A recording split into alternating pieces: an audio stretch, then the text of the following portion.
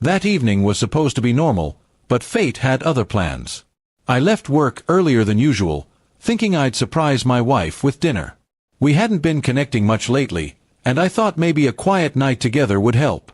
As I parked outside, I noticed an unfamiliar car in the driveway. My gut twisted, but I tried to stay calm, telling myself it might be nothing.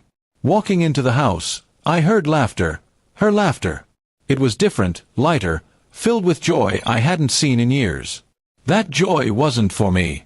I froze at the doorway of the living room and saw her sitting close to a man, their hands brushing, his arm lazily resting around her shoulders. My heart sank. I stood silently, watching for a moment longer than I should have. They didn't even notice me at first, too lost in their little world. The sight cut me deeper than words ever could. She was supposed to be my wife, my partner, but in that moment, I was just an outsider in my own home. When I finally spoke, my voice was cold and sharp. "Enjoying yourselves?" Both of them jumped up, startled. Her face drained of color, while he tried to act casual, as if nothing was wrong. The betrayal was clear, but she stammered excuses, words tumbling over each other, desperate to explain away what I had just seen. But explanations meant nothing now. I had spent years trusting her, years giving her my best, only to find out she had given her heart to someone else. The man tried to step forward, pretending to be bold, but I cut him off. "Get out of my house before you regret staying." My tone left no room for argument. He hesitated, glancing at her, as if expecting her to defend him. But she stood frozen, lips trembling, unable to choose between us. Finally, he muttered something under his breath and left quickly, avoiding eye contact. The door slammed, leaving the two of us in a heavy silence that weighed more than words. She tried to speak again, but I didn't let her. "Don't waste your breath," I said firmly. "I've heard enough." I walked past her, straight to the bedroom, where I began pulling out bags. My hands shook, not from weakness, but from the storm raging inside me.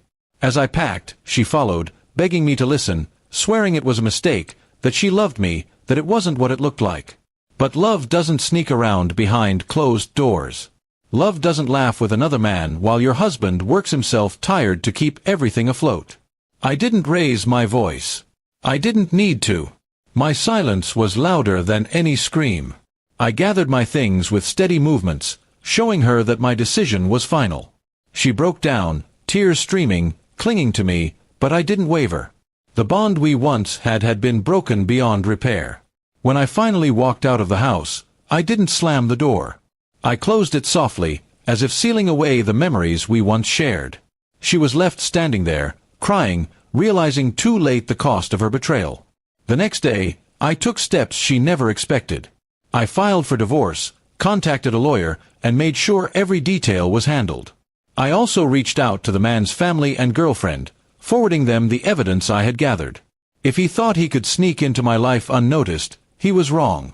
The fallout was brutal for them both. His relationship ended, his reputation cracked, and my wife, soon-to-be ex-wife, was left alone with nothing but regret.